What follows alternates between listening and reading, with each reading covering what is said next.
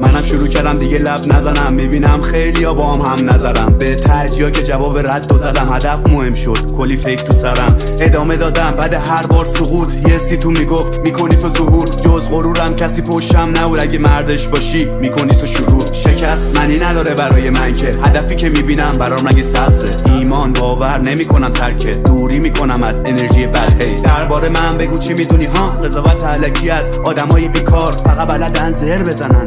میرسه به عمل سکوت محض. پیشرفت تو خلوت بکن، شبی من میشی تنها ولی سایت تو مسیر هست. با این که پشتم زیاده حرف دیگه مهم نیست دادا، اهمیت نمیدم. گشاد که باشی آرزوات پریدن، رفاقت با خودته که میرسی به حقیقتی که دور میشی از بقیه. پیشرفت تو اون داره دردش خلیه. میگی به خودت میشه تشک چی؟ بذار بهت بگم اگه مغزری وقتی بگا میری باید کش بدی. اوکی شد نمون دیگه تش چیزی. حالا بگیرین کلیدو از من، میگی برای چی؟ برای که بسته است. پس بازشون کن برسی به مقصد. تش شیرین دادا نشسته به مزش.